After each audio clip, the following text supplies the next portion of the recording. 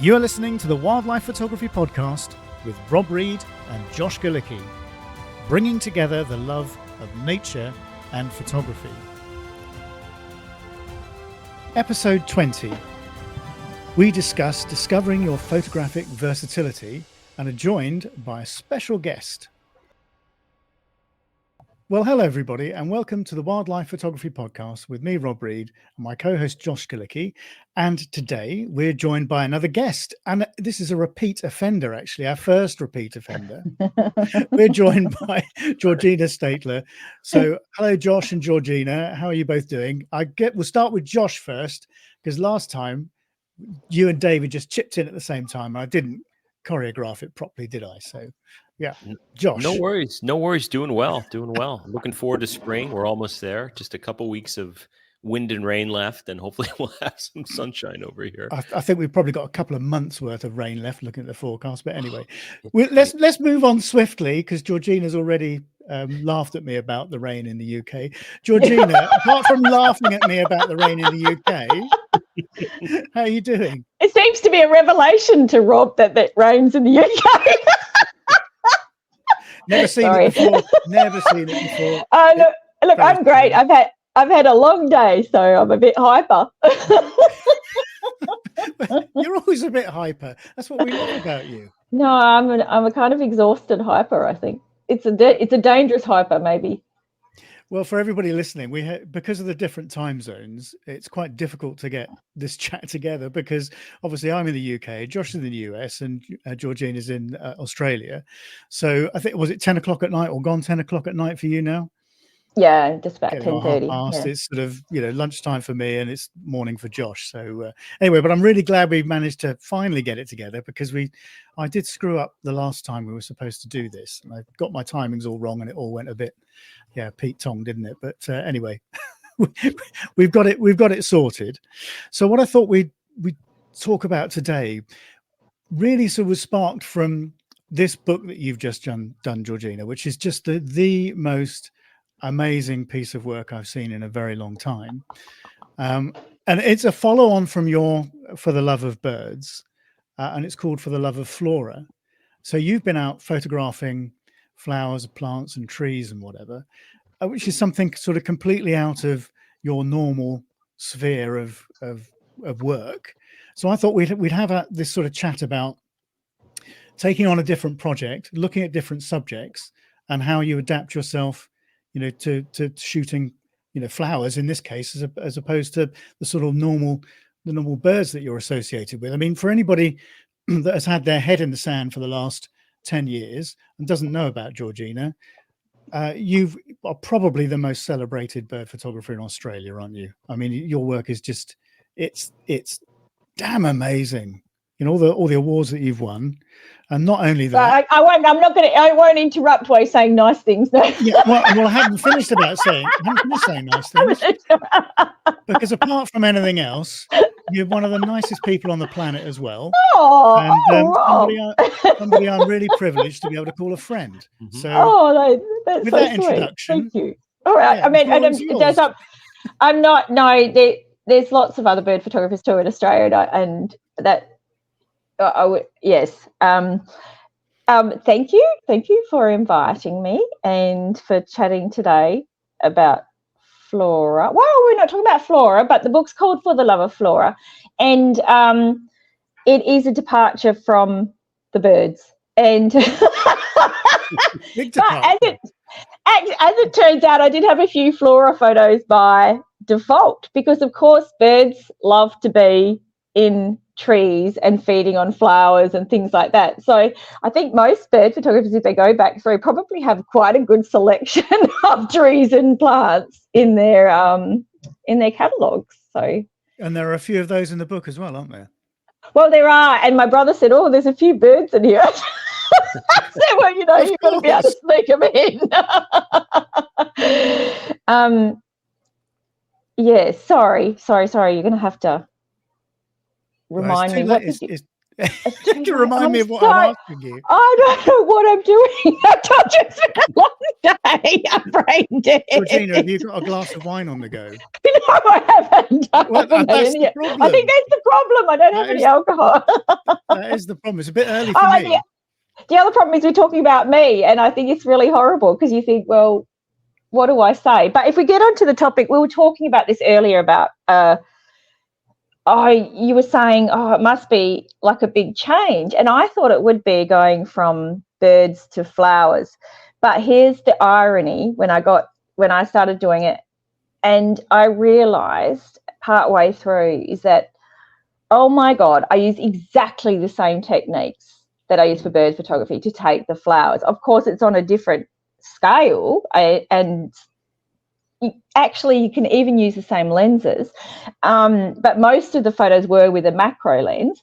But otherwise, things like high key, low key, slow shutter shots, trying to do the artistic things with the bokeh and everything, it's all exactly the same things. And the other thing, people go, flowers are so much easier because they don't move. But here's the thing. It's often windy. It's very often not some wind. So you actually still have to understand about shutter speed and depth of field and distance to subject and ISO, how to raise your ISO higher, and how to shoot in pleasing light. Because I think I always say to people, they go, what are the tips for flower photography? The number one thing is don't shoot in harsh light, especially in Australia. We get really bright contrasty light. But the great thing with flowers is you can actually stand over them and use your own shadow. And then, so if you're standing over the flower, you cast a shadow on the flower, and then you can still have the light on, say we got red dirt in the background, you could still have the light hitting the red dirt behind, and then you get this beautiful kind of muted red colour behind, bright. And then in post-processing, like you do with birds, you still have to bring up the shadows on the flower and the subject because it's in the shade, and the background that brings down the highlights of the background. But you're using exactly the same techniques, understanding how to get that blurry background, how to get different kinds of background, exactly the same things. Yeah, and with a macro lens, it's, your depth of field and the way it magnifies movement when you're talking about wind and, plants moving around.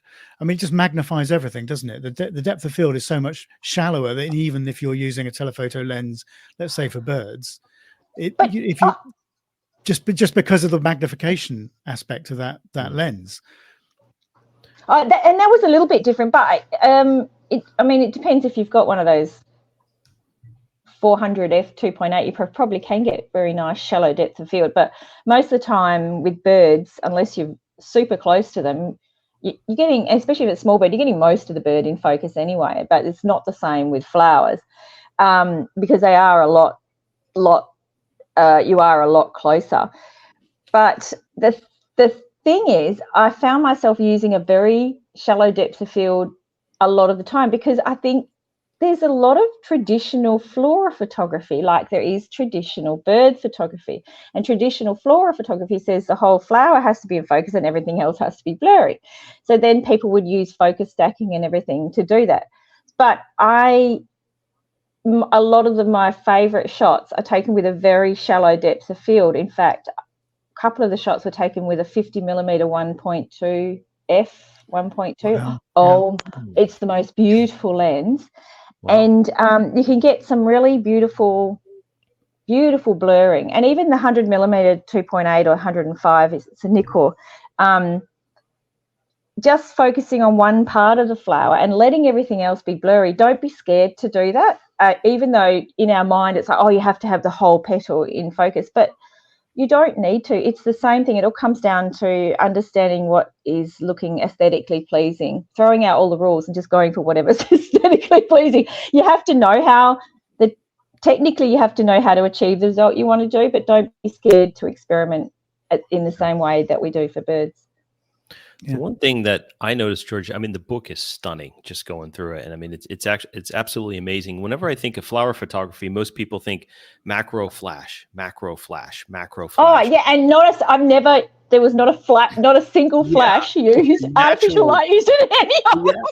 And that's what blew me away looking at this. And it's so unique in the sense that you use natural light a lot. Can you talk about your thoughts around that and why you decided to incorporate natural light other than versus doing the traditional 100 millimeter macro flash? Because I think it's a breath of fresh air when you look at it. Oh, and I forgot, I even didn't really think about that, but it's true. And actually, there are a couple of photos I lie with that I did use a flash, the studio photo. So there were a couple of things like taking the nuts and things. And I had a light board, you know, like one of those. Oh, what, when you got this sort of white background? Yeah, and you can illuminate it. Yeah, and so I put the honky nuts, the gum nuts on that, and or I put a leaf on it, and then I use the flash to take that. So I did use a flash to take a couple of photos. But other than that, I didn't use a flash because actually I don't know how to. I don't believe that. I know, it's true. I could stick it on top of a camera, but if I took it off the camera, I'd be stuffed. And then if you take me off that ETTL thing, I know enough to reduce the flash power and stuff, but I don't know. I've probably used it, this is no lie, maybe 3 or 4 times in my whole life. And it is something I need to conquer probably to be able to experiment more and stuff. This fear of flash. It's right out there with my fear of tripods. There must be a word for fear of tripods, surely. It's got to be tripodophobia or something. I don't know. I'll try and think of something witty. But but yes, because I'm so used to natural light with birds that it was just instinctive to me, and I'm not scared of high ISO. So the picture on the front, we were talking about that Koala Bell, it's called. I wanted to make sure let me explain about flora in Australia. So Australia's got the most amazing flora. It's got around 24,000 species of plants, which, as I keep reminding Josh and Rob, is more than North America combined and like 15 times more than the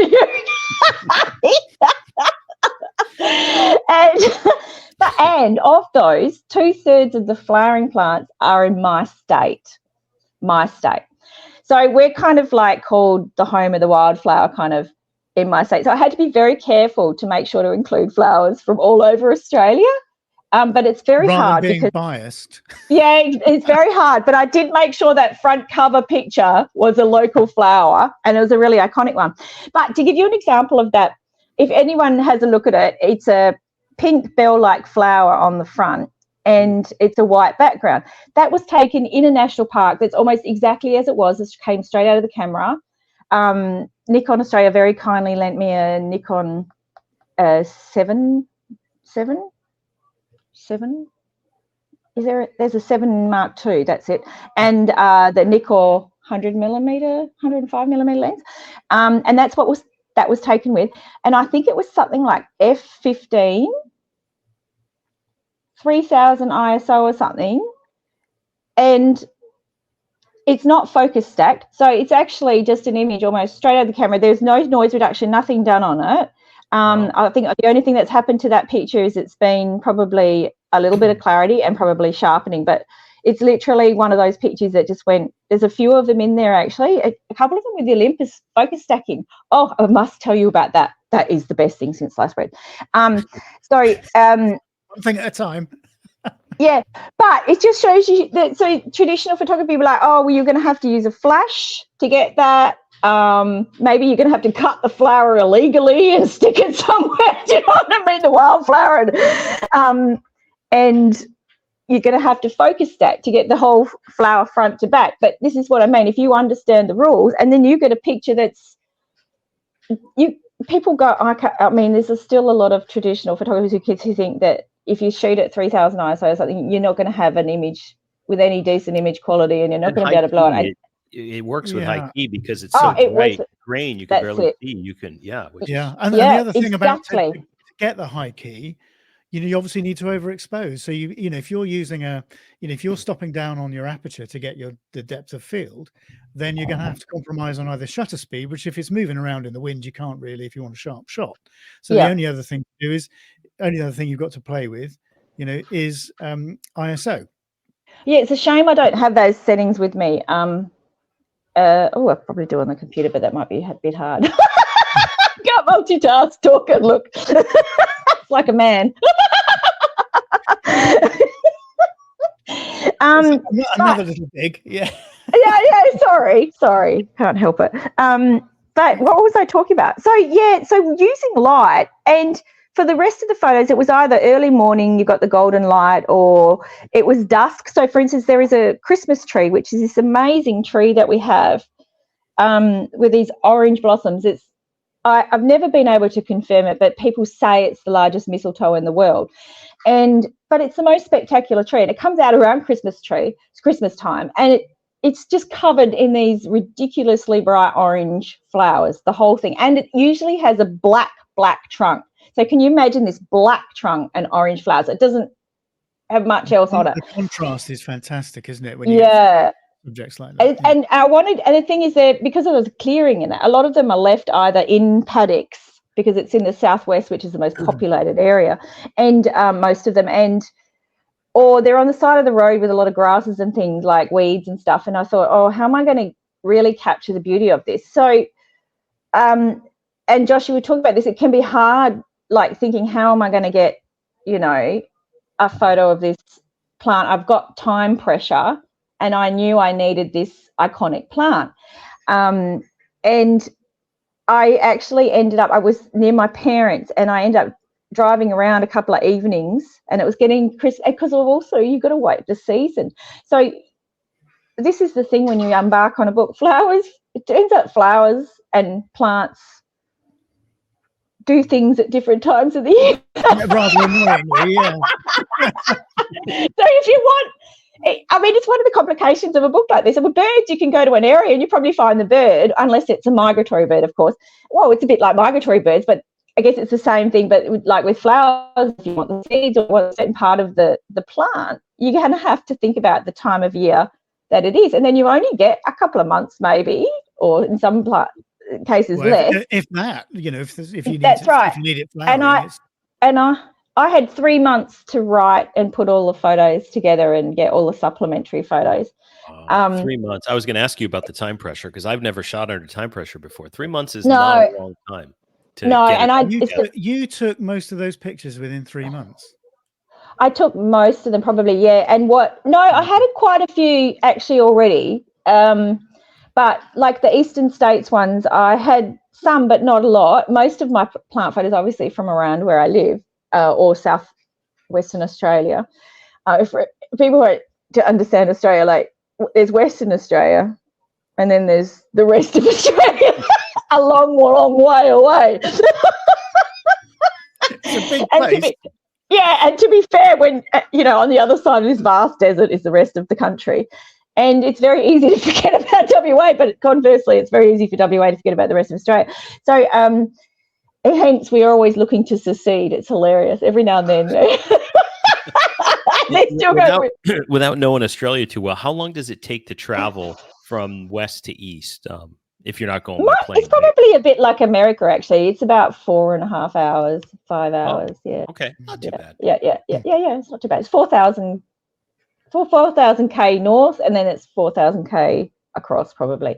But so what I did is, when I knew I had to do, I went straight across. I said to my husband, we need to go. It was October, so there were still spring flowers.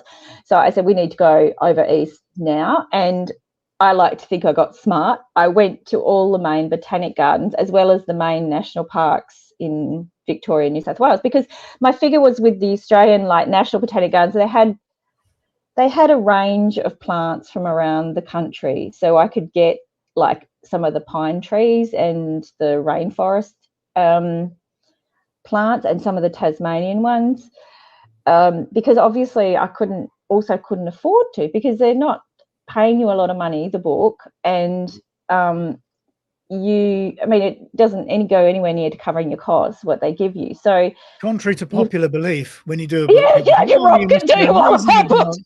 Yeah, you're not really doing it for the money. If you want to do it to get rich, the best way to get rich by doing a book is not to do the book. Or already have the pictures in place that you've taken over a period of time. Yeah. And then it makes sense. Yeah. So you've got to be more. I mean, it's not like I would hate to do birds like that, because at least flowers, if they're there, they're there.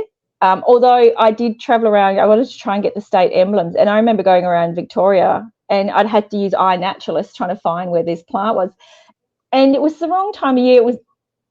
It had finished flowering, and all I found was this one place. You'll see. I can't tell you which one. There's just two. It normally has about 20 blossoms on it, and there's just these two pathetic blossoms hanging on, and it's like, well, that's the best I can do. But like with the Christmas tree, out of focus and blurry and no, it's actually in focus, and you can see it looks a pretty pathetic example. But and then also what I did discover as well, what's different with bird photography is plant photography is notoriously hard to identify plants. So much so I thought botanists would be nitpicking, saying, oh, you got that wrong, but they do the opposite. I think they've been so, they know it's so dangerous to give a species that unless you are 100%, you've seen, the flowering and the seed and everything, and there's so many different kind of species, in the same genus that are very similar, they're really reticent, so much so that I got one picture from a botanic gardens, and I sent a picture of the flower back to them, and they asked their botanist, and I showed them exactly where in the garden I took the picture, and they still wouldn't confirm the idea. They go, it looks like this plant, but we can't be 100% certain. I thought, whoa. It's not unusual, that, isn't it? It's not, as you say, if you're in the same genus and things, then it's sometimes it's really, really difficult to tell them apart. I mean, even the species that we have in the UK, sometimes it is quite difficult. Well, there was one of them. One's rare. It's one of the flowers. One's rare and one's not. And I asked the guy who actually discovered it, the botanist, and I said, "Can you tell from the photo?" Because I said, "I don't think it is the rare one." He goes, "I didn't think it was." He goes, "But no, you can't tell from the photo because you'd have to actually measure, like the size of the thing." And I thought, the photo doesn't have enough scale provided for them to. That's right. So he said, and I thought, well, if he can't tell the difference, no one else is going to tell. We weren't sure. It wasn't one of those things where 100%. But I keep forgetting to go back. But that Christmas tree, for example, light. I'm on that page, I think, Georgina. Is it page 165 with the pink sky? Yes. So this is how you have to. It's probably like Bedford, but I had to think. I had limited time. I had to go work with the specimen I found. I found a really nice one on the side of the road, but there was all that rubbishy grass and stuff. And I thought, well, do you know what? And how am I going to make it be? It's still not as spectacular as the actual tree is. The pink twilight. I mean, it's stunning. Yeah, the picture. That's what I did. So what I did is I went out at twilight. It's quite country road, and I actually used a torch to light up the blossoms a bit, to make them stand out. And I had there's a couple of stars starting to come through, but exactly like we're talking about the orange and the pink. So it's just about how do I make this flower photo of this Christmas tree not look like every other flower photo of this Christmas tree. And that's where the difficulty lies, I think, in flora photography, because they're right there and they look pretty much the same. It's almost I mean, with this picture, it's almost, you're attempting a literal representation, aren't you? So people know what it looks like, but you're trying to do it in a way that other people haven't done it. So there's an element of, you've put your artistic, you put your artistic sort of interpretation on it, haven't you, with what you've done? Well, and I think painting with light, that's inspired. Well, and also, I think with flower photography and with any kind of photography book, if you're going to put it out there, and it's not just about the photography, and quite a few people have said to me they were expecting just when they saw a book of nice flower photos, because they think, Georgina does nice photos, whatever. They said, but what shocked to them was that the content was actually really interesting and everything as well. So it's not just for flower people, if you know what I mean. It's not just for photographers, and it's not just for flower people. It's one of those books that's designed to be what the theory behind this one and my bird one. So it's not, I always say, technical bird people would be horrified probably by some of the photos in the bird one, but the point is it's trying to inspire the average person. So we're not talking to, not a field guide, in other words, right? It's not a field guide. That's right. Neither of them are field guide. So, you wouldn't give it to a botanist for an idea or something like that, because it's not going to be what they would use, that kind of book. But it is there to try and get people who haven't realised how amazing and how beautiful these things can be. It's there to inspire them. So it's kind of in between, and I'm not sure where I was going with that one. Well, I think it's just what you're trying to do is impress upon people. The aim of the book was to inspire people that hadn't necessarily looked at flowers that seriously to look at the indigenous species that you have. And as I said, generate that love for them, which then generates that sort of conservation. respect. Exactly. You kind of think, well, people aren't going to conserve things they don't really know about or they don't really understand. So and that's part, but also getting back to the photography, we were talking about the Christmas tree and the lighting techniques. I think I did feel this pressure to try different techniques and put them an example of each. I mean, ideally I'd go back, and I've already taken some even more creative flower shots that aren't in there since the book, but I think there's enough in there of different types. And for instance, you might have seen the multiple exposure one, and I was quite pleased with how that turns out, because we all know multiple exposure. They look terrible normally. Which one is it, Georgina? If you don't mind, I'll scroll to it. It's at the beginning. It's in the wildflower section, and it was, I think it's five shots. And what I did is there was this forest, and the understory was all these beautiful white tea trees and different white flowered plants. They were all white, and some grass trees in there too. So I did this kind of, it's like a mix, multiple exposure. So it's coming straight out of the camera. Yeah. Beautiful. Yeah. So what page is it? And those kind of shots don't always work. So what I did is 114, 115. I took shots in focus in front of me, panning a couple of shots, and then I took a couple of deliberately out of focus shots, and then of course the camera puts them all into one shot. And you experiment, and most of the time those images have looked terrible. You did it within camera, Georgina? Was it within the within camera? It's in camera, within camera, yeah. I was going to come on to this because there are so many different styles in this book. I found that's what struck me.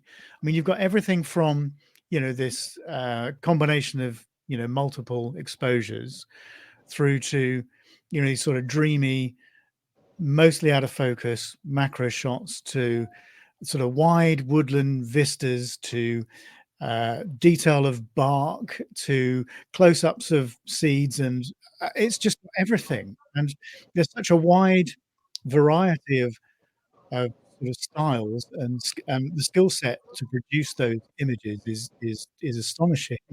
And your eye for all those different aspects of photography, it's just so consistent. When you look at the compositions that you put together, your brain just works in this way that it doesn't matter whether it's this sort of wide woodland scene, which is really difficult to do. Those are complex. There's complex scenes to put together, down to these sort of close-ups of forest floors, that sort of thing. And to get something that actually works compositionally is really, really hard. But you just have this skill for doing it. I just found that the range of things that you've done within this book, I just found quite astonishing for somebody that is actually more known for photographing birds. Yeah, and and don't forget, a lot of those images some of them weren't taken in that 3-month period. They'd been taken before. And don't forget, I've done a bit of traveling around Australia. So sometimes some of those images were taken because I saw the scene. So I happened to come across what is actually just a very beautiful scene. And you photographed it. So it's not like I have misshrouded forest. Yeah, exactly. Yeah. So it's not like I have this genius way of going to a really mundane forest and making it look amazing. I can't do that. And there's some photographers who can do that. But when I do see a scene in nature, I have made sure, and I think I even said it in one of the pages, if you see a scene, you must stop and photograph it. We always think we'll come back and do it, and we never do. Yeah. And this is why it pays to do that, because often you're never going to see it that perfect again. So there's one of the Western woodlands. I really like that woodland, and they all look really perpendicular, and there's a nice the foliage looks kind of like, I kind of like the way the foliage all looks. And now you only get that when you're driving across the Nullarbor, which is the big strait across southern Australia.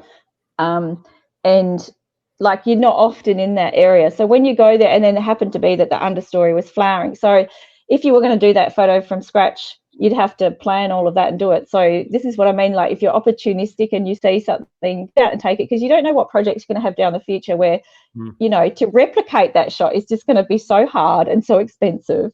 Well, yeah, I mean, but it's like getting that atmosphere. If you've got a mist or fog coming through a forest, that rarely happens. Or but you know what though? I heard when I was doing something, this landscape photographer told me he actually takes a mister. Oh. Like a dry ice. What do you mean? Really?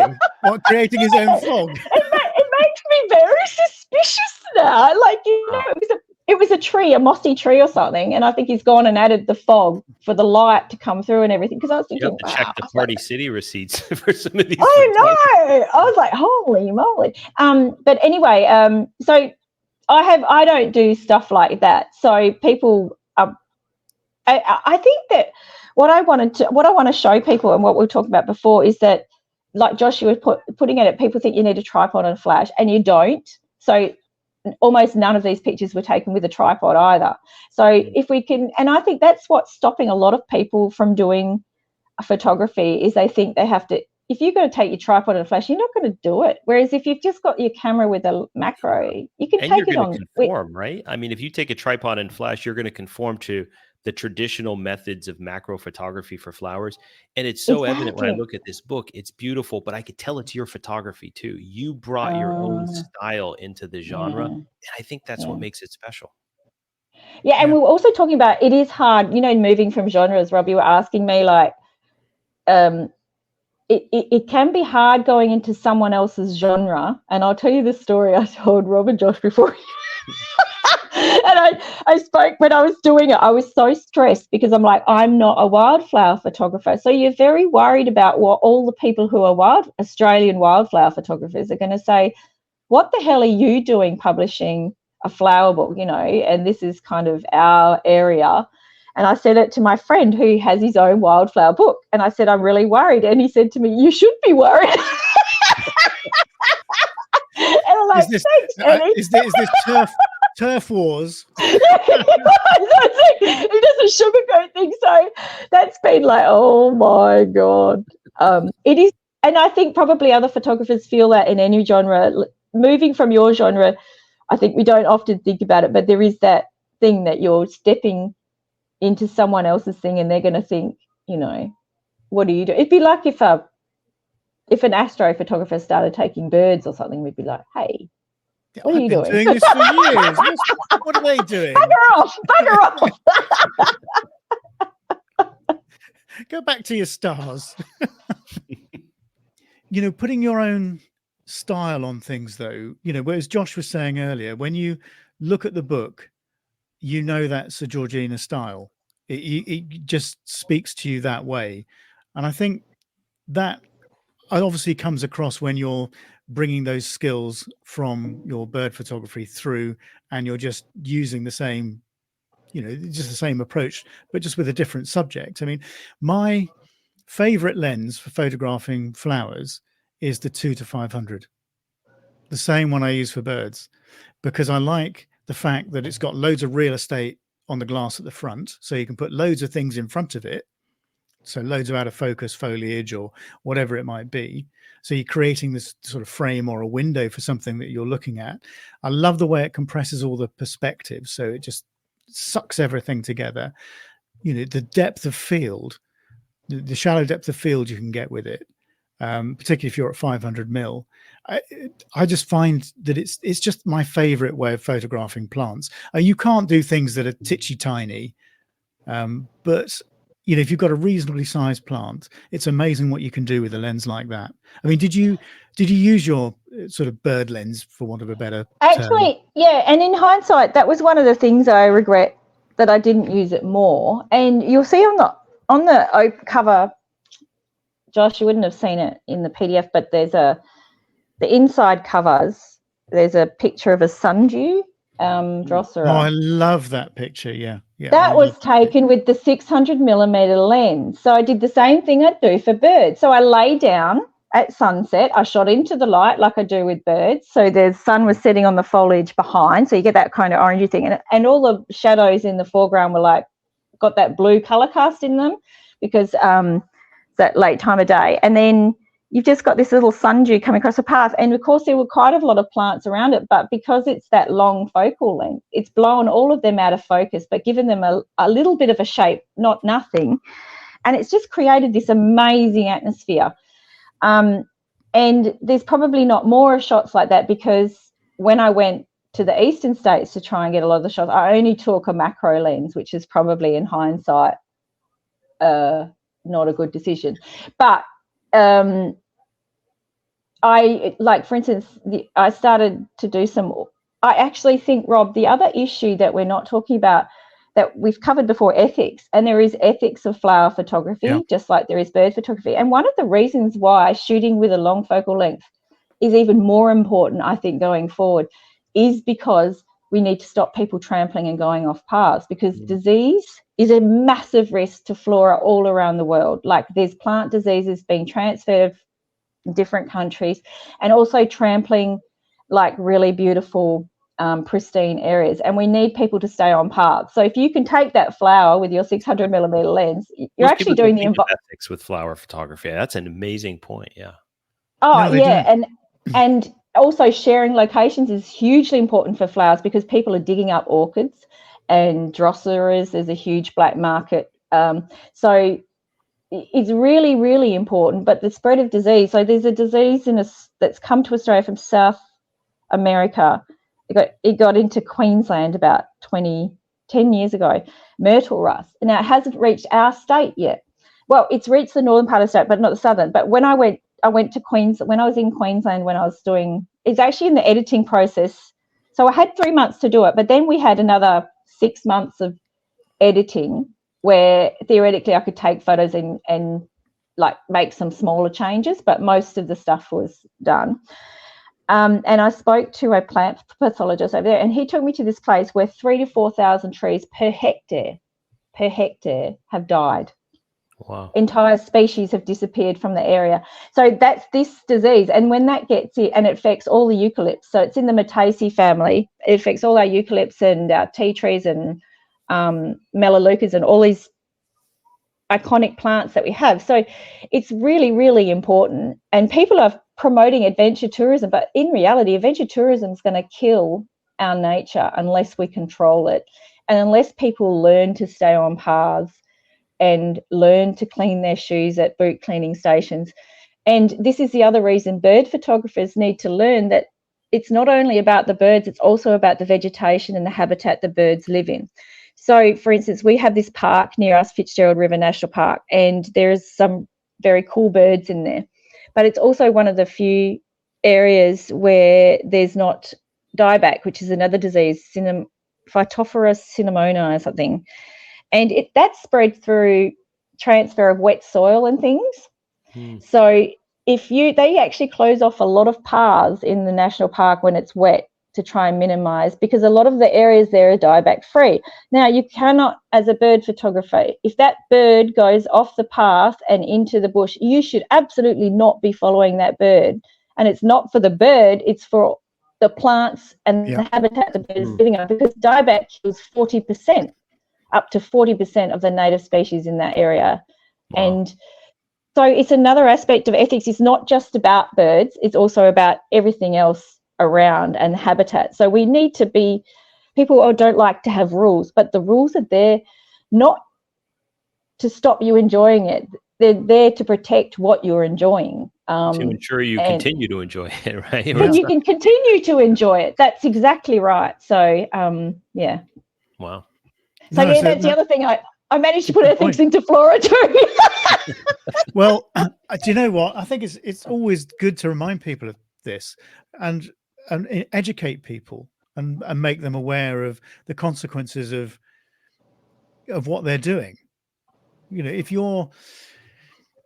you are trampling into areas that are off paths, and there's a chance of spreading a disease or crushing something rare, or that is a really good point, and it's another reason that I do like to use a long lens and are forced to use long lenses. And they're fantastic. And like for orchids, they're fabulous, because you can get the flower in focus, and then you can use all the surrounding vegetation in front and behind to create this beautiful blur. And these, as you were talking about, these textures and these shapes, they start coming out. And when you really get into it, you can start positioning sort of areas of light behind it to create bokeh balls and things like that. If you get really into it, it's like fungi photography as well, similar sort of thing. Yeah. But it's really weird, because they don't often do backlit flower photography. You don't in Australia. I haven't seen a lot of traditional flower photos of Australian flowers. No one does backlit in flowers. And then one day I got this shot. I did it backlit, and then it had this ray of light coming down. And I thought, never seen people taking, and it was an orchid as well, and I've never seen an orchid photo that's not, do you know what I mean, the classic, the orchids in focus, blur background, but not experimenting with light. So we're still, I think that it's a bit like bird photography was maybe 10 years ago, flower photography. I think that we were still very traditional. 10 to 15 years ago, bird photography was still very traditional, bird on stick, and I think flower photography is starting to get more creative now. And it's definitely in Europe, Rob, and like you guys. And with if you look at, and with wild art, when we look at wild art, with all of the flower photographers, the Europeans are out of sight. But even myself, but Australians, and including myself, we still haven't really got there to that level yet. And it's definitely an area that's going to change. Well, I mean, you look at wild art, you look at things like close-up photographer of the year as well, which you judge as well, don't you? And the flowers are just phenomenal. I mean, some of the stuff, you look at it and you actually wonder. I look at things and think, how have they done that? How's that been produced? How have they got it to look like that? It's really inspirational. But I think this is what, getting back to the book that you've done, by putting elements of that into a book like this, which is a coffee table book, really, isn't it? I mean, that's how I would look at it. It's a visual thing first, but it's interspersed with these nice little nuggets of information as well. I mean, it taught me things that I didn't know. I mean, you sort of were alluding to a few of them right at the start, but I think, I did take a few notes. But where are we? Oh yeah. It's like the biodiversity of Australia is pretty unique, isn't it? Because of its separation from other land masses for so long, and 24,000 plant species, I think you mentioned. That's like 7% of the world's described plants. That's an amazing statistic in one country. I mean, and really, it's got very poor soils, and also the plants have had to tolerate fire and all kinds of drought, harsh climatic conditions, which is why I think I've mentioned that we're also 1/3 of all the carnivorous plant species are here in the southwest where I live, and that's because the soil is so poor. The plants are looking for their nutrients, their nitrogen, from elsewhere, so they get it from insects, which I just love that. Can you imagine if they learned to walk? Have you heard of the triffids? Have you, Josh? Are you old enough? The Triffids. Is Josh old enough to know about the Triffids?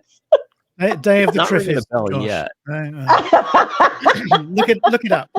Okay. These are plants that like basically learn to walk and start killing people. Is this like after some LSD or something? Yeah. Oh look, it's not 1950. It's about a 1970. What is it? It's one of those older movies. Yeah, it is. Is it John It's Wyndham? hilarious. John Wyndham? Yeah, John Wyndham. It's hilarious to watch, Josh. Honestly, if you watch it now, it's like the one with the giant ants. If you try and watch that movie, with the giant ants, that's hilarious. Oh. Doesn't ring any bells with me. It came out when they had all those giant animals killing it. Like after the birds, they had. Oh, you've got to Google. Everyone Google the giant ants. Yeah. Look, it's hilarious because you can see they've actually just filmed a normal ant, and then they've put humans really small next to it, and then they've got these ants walking through a city.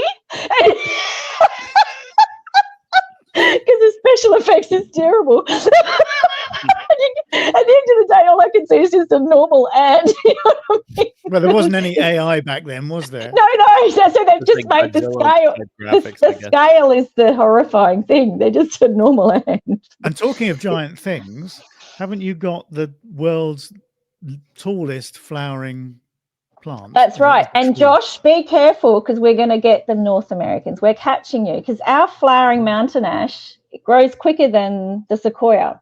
And it's now currently only 15 meters shorter than your tallest tree, Centurion. Wow. Yeah. So it's coming up and it could, I'm getting there. Imagine if we stole your world's tallest tree.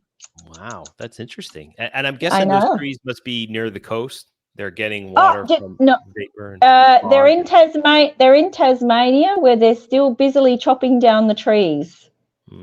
They're still busy chopping down trees that are 100 meters high almost. It's unbelievable. Yeah, it makes me quite angry that, and the Liberal government has just allowed, I think they're going to allow them to chop another 40,000 hectares of native virgin, and they've stopped they've made it illegal to go into the area where they're doing it, so you can't even photograph what they're doing and stuff without, it's unbelievable. Is that mining or is that? No, it's just it's a small state, and it's a very, very the timber industry has been running, been their economic thing for so long. I think that they still don't see a life without it. And in reality, I mean, it's a shame because tourism, I think in the long run, is going to get them so many more jobs. And they're, always talk about, what are my children? Where are they going to work? Well, actually, tourism is the future. You're going to make so much money out of tourism, and it's, And that fights the double-edged sword argument, because even here, when it comes to overfishing, when it comes to timber, when it comes to a lot of these things, coal mining, it's always, people have to eat. They need to put food on their plate for their family and this and that. And if you take that away, you take the jobs away. And that's the counter argument to the environmental preservation argument. But I think you're right. You have to argue tourism, and it's a long range thing. But it's a finite resource. All of those things are finite resources, so they're going to end one day. So whether it's this generation of your family or the next generation or the generation after, sooner or later it's going to end anyway. So the question is, do we take a long-term view? But of course, politics is built around. We're short-sighted as a species, right? Yeah, that's the issue, isn't it? Yeah. I mean, it is something which the government or governments have control over and don't necessarily manage in the right way. I mean, I'm old enough to remember, the 1980s and the miners' strikes in the UK and the Thatcher government that came in and basically destroyed that industry for all the right reasons. But the problem with it was there was no exit plan. So you take these people's livelihoods away, but you don't replace it with anything. So what do you expect is going to happen? There's going to be a bit of, there's going to be a bit of kickback from that. And that's exactly what happened. Yeah. But if you look at areas like South Wales now, compared to what it was like in the 1980s, it's a world apart, and it's attracting tourism, and it's attracting other industry. And it's done those areas, I don't want to get too political here, but it's done those areas a world of good in terms of sort of the natural world, in terms of conservation, and in terms of the biodiversity, and people's well-being. It's done so much good, but it's just the way these things are. It's just the transition, I think, and the methods that are put in place.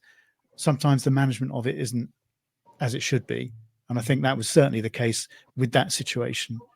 But as I said, I'm old enough to remember it, and and all the debate and anger that it caused at the time. But it was ultimately it's the right thing to do. And let's face it, we need to move away from fossil fuels anyway. So digging coal out of the ground isn't sustainable, as we all know. So it was, even from that point of view, it's the way to have gone. But it's just how you manage it. And obviously, successive governments will just want to do it in the cheapest way possible. But you can't do it without investment. But that's a whole different subject, and we're here to talk about photography. So I was going to say, I know. Do you know what? With the photography, before I forget, and before we run out of time as well, some other things I learned from doing the book that people may benefit from.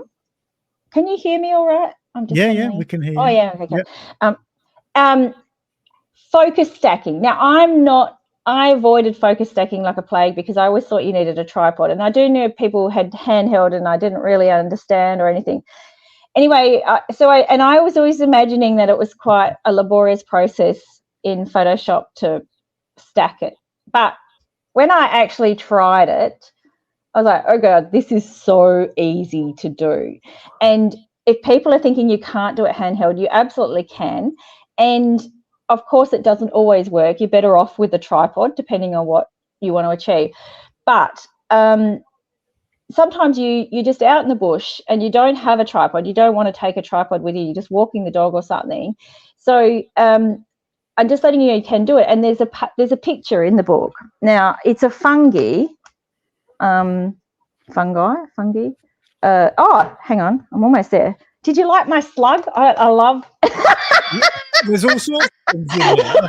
I was going to get onto the pictures that I particularly like. Do you know page 141? Go to 141. Right, there's a fungus on a log. Now, this was in the rainforest. This was in Lamington National Park in Queensland. So it's a very dark environment, and I didn't have a tripod.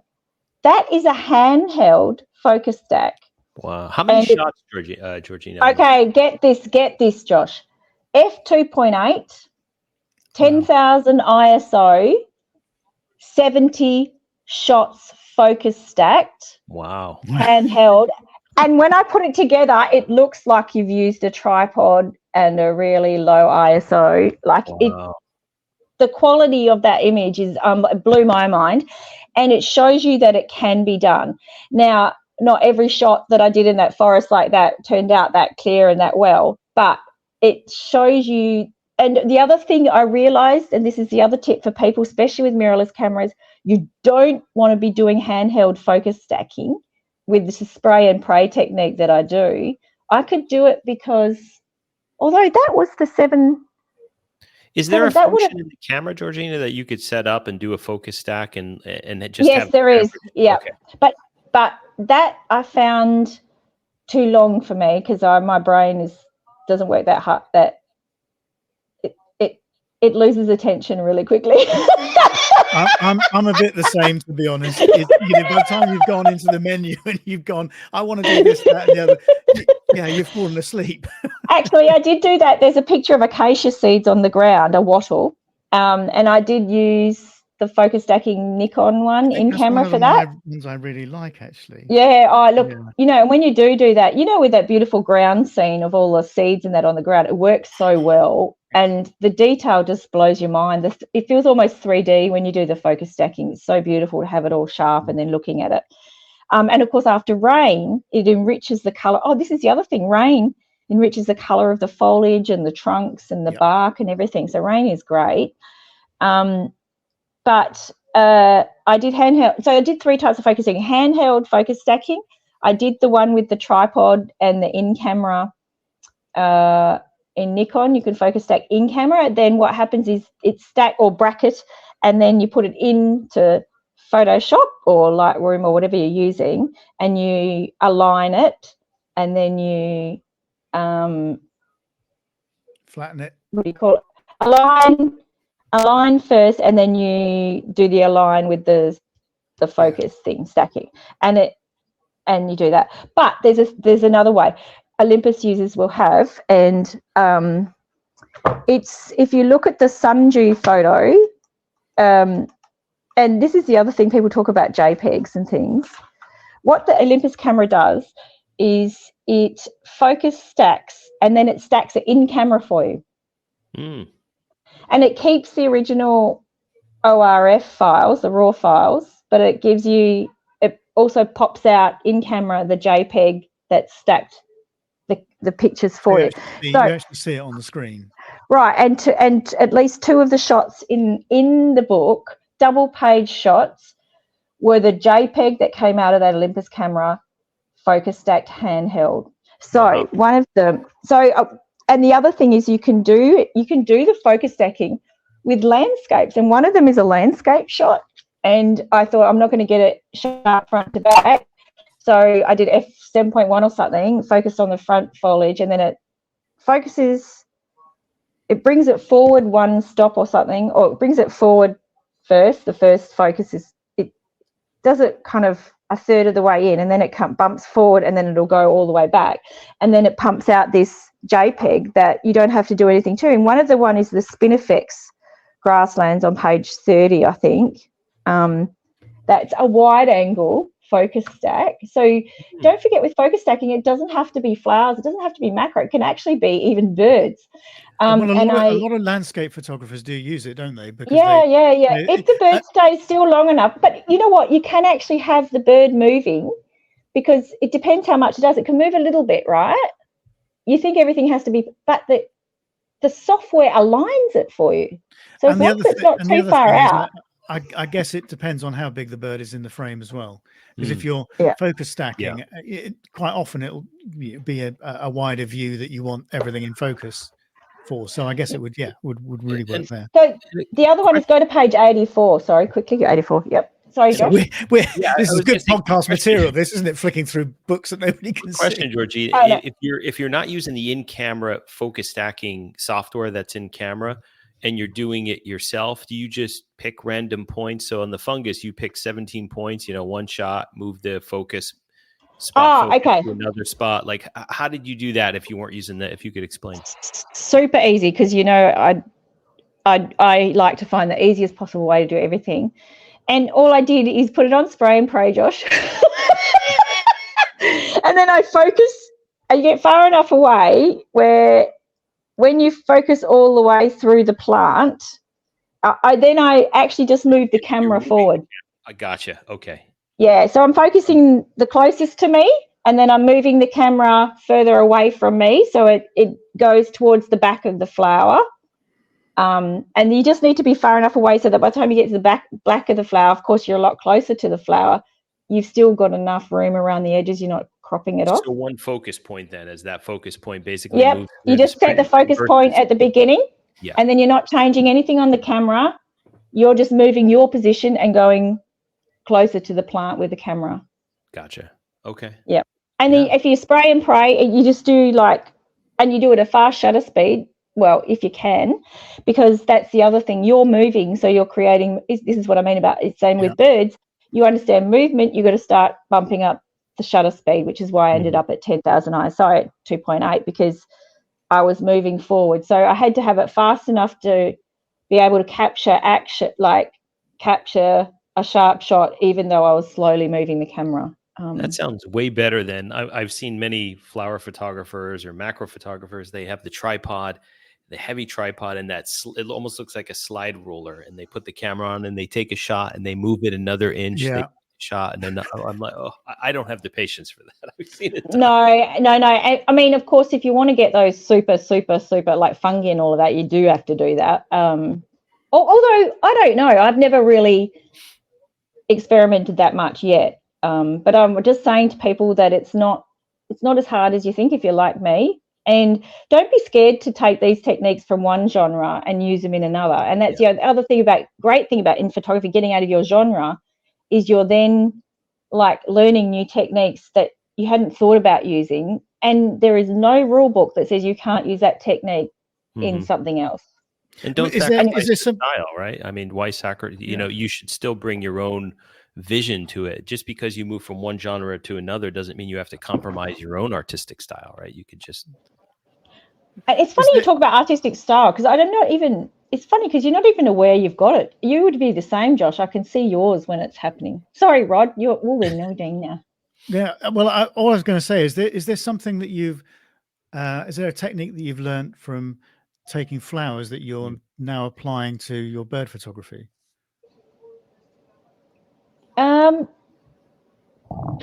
Probably not, because the multiple exposures in that, I think that's a bit harder with birds to get something pleasing. But I think also the focus stacking and things like that, I'm very curious to experiment more with the different effects you can get from multiple exposures or focus stacking with bird photography, because we don't often think about it. But what are the possibilities for kind of overlaying shots in camera and things like that? You know, you do see those guys who do the eagle. I've seen some guy with the eagle against the sky, but he's got other textures in the shadow of the eagle. Do you know what I'm saying? Yeah, I remember, yes, I know what you're saying. And they're amazing, those shots. The first time I saw one that I thought really worked was it. I think it might have been Daniel Trim. Did one of he took an overall shot of a gannet colony and then a close up of a gannet's head. And the two, it's very difficult, I think, it sounds like a really good idea, and it is, but I would imagine that to get the balance of that right would be really difficult, bearing in mind, you know, you're taking a wide angle shot effectively and then then a close up of a head, and getting the two to marry up and getting a pleasing composition must actually be quite difficult, because that's what I always find with those multiple exposures.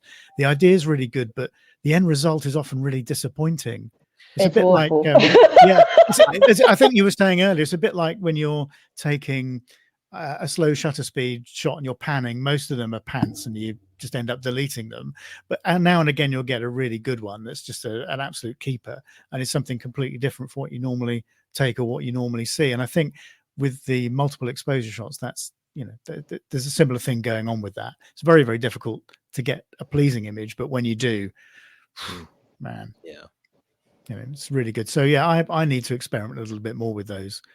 You know, I did a bit with Victoria once when we went to an arboretum in the autumn. Must be 3 or 4 years ago now, and we were taking multiple exposures of acer leaves, and that was quite good fun. But it's so difficult to get one that you really like. So difficult. But I've always wanted to do one with you get certain shots, tight shots with a heron with its mouth open, where you could look into the mouth and then combine that with the landscape around it, like it's swallowing that. I've never been able to. I've played around with a few things, again, going wide and going tight, or tight then wide. But it's, you know, it's luck of the draw to a certain extent, you know. But having that vision for it is, lucky you can get close enough to the herons. Yeah. But then I know you can just paddle right up to them, can't you, where you are? Some of them. It depends on which ones. But, well, that's like flowers aren't like birds like that, because you do get the birds within the species have different personalities, and they'll let you get closer than others. But all flowers tend to let you get close. Do you know, one of the things that I find frustrating with flower photography actually is trying to find a specimen that's pretty perfect, because normally you'll get a nibbled petal or a nibbled leaf, and it's really annoying, and you don't necessarily see it until you put it in, until you put the macro on, or you bring it in close and you go, oh. Well, look at the front photo on the front cover of that book. Now, there is an imperfection on that flower, because it's pretty much almost straight out of the camera. I was telling you about that image. And I often wondered, should I have fixed that? And I was talking to someone. It bugs me every now and then. I think, oh, should I have gone and got rid of it? But someone said to me, you know, they like it. They like it because it's not, you know. So I don't know. That's not going to be everyone's opinion. And did you notice it, though? I know. Yeah, I did notice it, yeah. Rob's very like, I would get rid of that. That's just a very simple clone, that one. Well, it would be a simple clone, but I don't know. I mean, I know, and there's a nibbled leaf as well at the top if you look. Yeah. Um, And I guess that's an interesting question, Georgina, because if we're not submitting to a contest, and for something like this, for something to be published, how do you make that decision? When you were putting the book together, how did you make that decision on when to clone and when not to clone? Well, most of the shots there's no cloning at all, but there were a couple. I had that. There's one with the native apricots, and there was a couple of the fruit that were just browny and horrible, and I fixed that up a bit because I'm never going to be able to get that plant again in that place, because that was another one where I was going across on the nullarbor. So it'd be different if you could go out and take it again and get the nice shot. I'd rather do it that way. But where it's not going to be, I think you're right, because it's for a book, and because it was a high key shot, it was very obvious. Do you know what I mean? And with that beautiful orange, it just was a really ugly thing. So I think it's just up to the individual photo, and I always try and do the minimum, but at the end of the day, it's all about what the photo is and what impact you're trying to give from it, and how important is that imperfection in the context of that photo. But I think it's a really nice way of looking at it, because you're not looking at adjustments which are misleading in any way. You're just looking to apply the equivalent of a bit of makeup, aren't you? To yeah. To hide I'm those. not adding a fruit. I didn't add extra blossoms, although I was very tempted. In that pathetic specimen.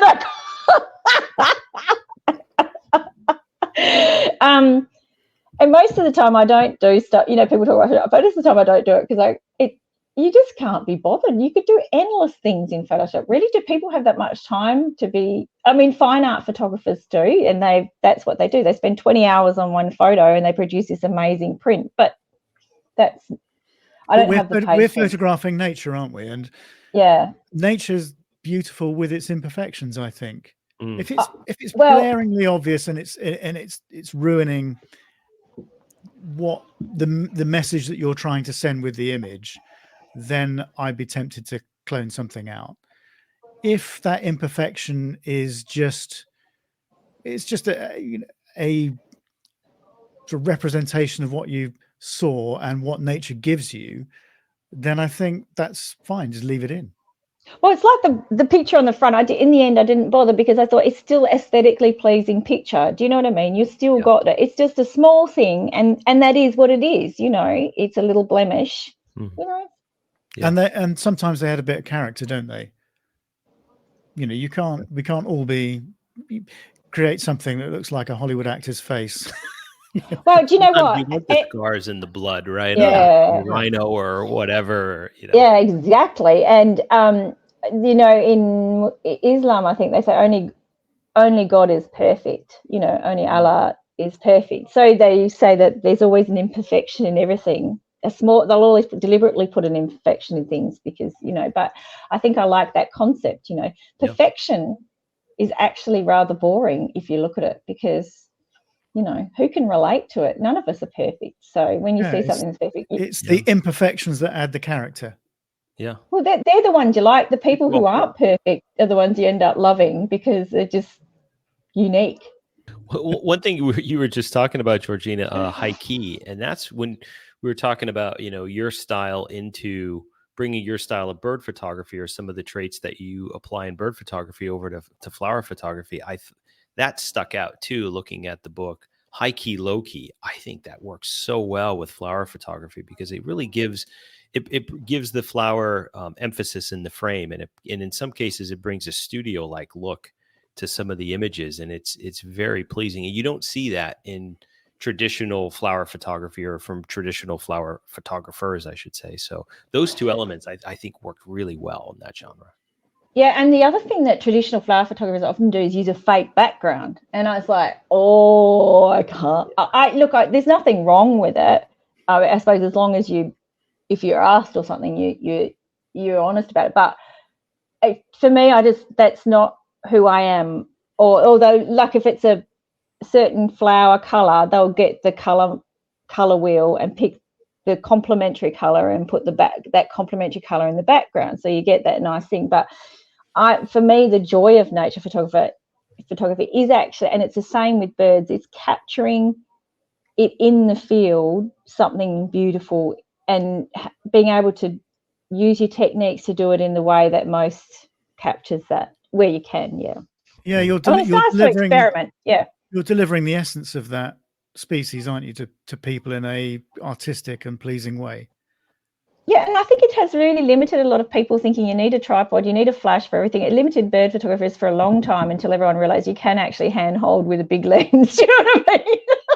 And in fact, you need to with birds in flight, because it's, you need that, be able to move that much. So I think it's the same flower photography. We need to realize that you can just run around with a lens and just handhold. Aren't we so lucky now? Aren't we so lucky now with the equipment that we have? Lucky. Focus peaking is your best friend in flowers. I love focus peaking. Not many people use that function in bird photography. Interesting enough, too. Yeah. I do. Or if I've got something that I really want critical focus on, and I'm not quite trusting the autofocus to have got it right, and I've got the time. So if you've got a stationary bird, let's say, you're not going to do it with something that's moving around, but I often use focus peaking just to nail the focus, just tweak it manually, and but flower photography, focus peaking. And the other thing I like doing is blowing it. If I'm using the screen on the back, is really zooming in on the screen and the point I want to focus on, and make sure I've got that sharp, and then come out again. Yeah. That's a really good tip, for people. That lower probe lens I was telling you about. Yeah. I really use the the zoom in function on that, and the focus peaking, because it's manual focus.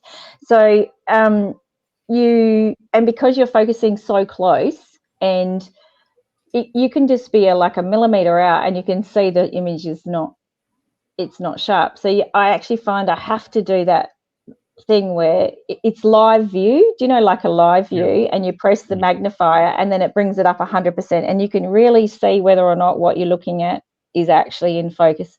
And you really need it for that. Yeah, if I'm on a tripod, I always do that. Yeah. What did you think of that lens, Georgina? For the people out there, I'm in love with that lens. It looks like a little telescope, like a little. It's a bizarre looking lens, and it's not used that often. What were your thoughts? By the way, any images in the book? I suspect you took. No, because I don't think that I had any. I don't think I had it when I was. I don't think I used it. I didn't. Oh, did I? No, I didn't. I love it. I love it. Love it. Love. Because it goes underwater. But the problem is, when you start poking the end of it underwater, it can only go underwater to such an extent. And then if you get water in the USB thingy, it gets into the lens. And I keep forgetting, because when you're looking through the camera and you're looking underwater, you want to go closer to the fish, and then suddenly, boom. I've seen some amazing stuff done with that lens, where they're doing exactly that, poking it into the water. Yeah, it's a very bespoke lens, so you do have to be confident with the camera. You need to understand lighting. You need to understand ISO. So it wouldn't be for a beginner or anything. It would be way too hard. I think too much trouble. But for as long as you understand all of that, and you're going to need light. I've just discovered especially underwater, I need a light, because you're starting at f14 and it goes up to f40, the light. So, and but it's the potentials of that lens are incredible. But it is a very bespoke thing. It's not for everybody, and it's expensive for most people. I mean, it's a couple of $1,000s, I think. They'll get cheaper though, but but it is manual focus. So again, it's another level. Yeah, but it's another one of those examples where modern cameras and high ISOs have enabled the development of that sort of thing, because you're actually still creating usable images at these ridiculous ISO numbers. And you could get incredible bird images with it, I think, if you do it with a remote. So what you would do, I was thinking, is you'd set it up on a flower. So you have and because it's a narrow, long tube, it's not as imposing on the bird. So you could put the edge tube up the flower, pre-focus, and then go away. And I was thinking about this the other day. There's honey eaters, and then you've got this amazing view in the background. So we overlook a sound. So it's like islands and things in the background. So imagine you've got these flowers on the edge coming down. Imagine if you set your camera up on a tripod and the probe lens is there. So you'd have the bird there, like right in the camera, and then you'd have this amazing wide angle where you can still see details of the scenery. It'd be incredible. Don't give your secrets away. If I did it, I'm going to do it. Podcast go, that's a great idea. I know. Well, I know, but it's not as easy as it sounds, I can tell you. But it just shows you that just because it's a macro lens, it doesn't mean you can't use it for birds. So don't. Yeah. I think getting out of your own genre is all about being exposed to new techniques, new equipment, and going, yeah, I can see the potential here. Thoughts just come across my mind actually when you were saying those things, was how how we link certain lenses to certain genres of photography. It's always like, oh, if I'm going to photograph birds, I take my my long telephoto. If I want to go flowers, I'm going to take my macro. If I want to photograph landscapes, it's got to be the wide angle. You almost try and turn that on its head and go, well, actually, if I take a lot of landscapes with, I still, I use a 2-500 to take landscapes sometimes. I want detailed shots of something that's relatively distance away, or I want to pick out details of trees, for example. I'll often use the 2-500. I'll often use I know Josh, you use a wide angle a lot for your bird photography, for example. So it's almost turning those things on their heads, and using those ideas for the different genres, and using those lenses in different circumstances. The results can be quite surprising. Yeah. Rob, I know what Josh is going to do straight after this podcast. He's got his camera trap, and he's going, that's a damn good idea with that lower lens. I'm just going to go and set my Amazon cart right now. He's just ordering it. He's already got the whole bird camera trap set up. I wonder what he was doing, tapping away on his keyboard. I was thinking about that, how I could use it, and I was going to ask you how deep you can go typically with that, because in the shallows out here, Maryland blue crabs, I've been wanting to get underwater shots of them floating around. You can't go that deep. Probably, about I was 14. Thinking a GoPro, even, like just going underwater with a GoPro. Yeah. I don't want to spend all that money for housing and strobes, but yeah. So I was thinking. But you know what? Stay tuned. I'm going for tadpoles this year. Okay. Oh. Nobody photographs tadpoles, and I'm like, I love tadpoles. You've just given me a great idea. How about sort of poking it through frog spawn or something like that? Oh yeah, you could. Ben Smarto is probably already doing that right now. Well, some Hungarian's probably already doing it. Or however you say his name. I can never get his name right. Yeah, who knows? Anyway, poking lenses through frog spawn is probably quite a good place to leave it, isn't it? Yeah. Georgina, this has been a fascinating discussion. Congratulations on an amazing book, because it is one of my. You sent it to me. Thank you very much, with a lovely little note inside. Yeah, sorry, Josh, you didn't get one. Postage is like $70 to post. You know what I mean? It's like more than the cost of the book to post it anywhere. So it's like, oh my goodness. Yeah, that really is appreciated. It's one of my prized possessions, along with your the love of birds, of course. Which I also have. I had a look on Amazon actually, and just see whether it's available in the UK yet, but I don't think it is. So it might be tricky for some people around the world to get a whole. And unfortunately, if they want me to post it, it's going to cost $70 probably. So it's not. But anyway, if somebody is interested in buying it, because it's really worth it. It's an amazing piece of work. How can they go about it if they're perhaps outside of Australia? Oh, probably if they're outside of Australia, the cheapest way I think would be go onto Booktopia or one of those book companies. I'm pretty sure they operate everywhere, but one of those online ones that sells, but one of the big ones where they tend to be able to offer cheaper postage. That's definitely the way to go. Maybe we could put the link to that on the show, Booktopia or any other avenue. Yep. Yeah. Yep. Well, I tell you what, if you can send me a link or something, send me an email or whatever with a link, and I'll put it in. I'll put it in the show notes, and I'll put your website and your Instagram account in the show notes as well. Oh, yeah, so not the website. Yeah, it's being redone. My website. It's a bit of a schmozzle. There's a copy of homepage, copy of about. I'll put your Instagram account in then, so people can get hold of you. I expect most people that are listening to this are following you anyway. You seem to have a gazillion followers on Instagram. Oh no, it's going down. If you don't post, turns out it goes down very quickly. Doesn't matter if you don't have too many like me. No, well, I know. It's one of those things. There's a whole discussion on social media. I don't think. No, we don't. I don't think anyone cares about social media anymore, to be honest, unless you like doing reels. So yeah, we've had that discussion, haven't we, Josh? Yeah, definitely. Instagram reels. Anyway, got to love them. Georgina, thank you very much. It's been an absolutely fascinating chat, and thank you for the book as well. It is pride of place on my shelf. It's amazing stuff. I was going to get down to discussing some individual pictures that I really like, but I mean, we're an hour and 20 minutes in already, so we could be. And also, people can't see them, so it's probably pointless. Unless they buy your book. It's one big long book advertisement. Oh dear. Yeah. But thanks for coming on again. I said this is your second time on the podcast. That's a first. So there we are.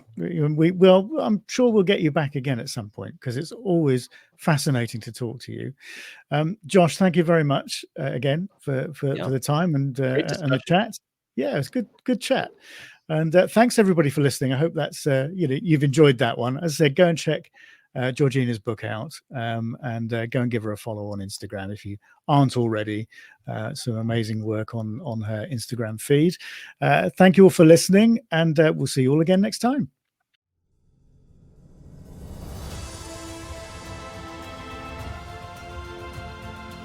You have been listening to the Wildlife Photography Podcast.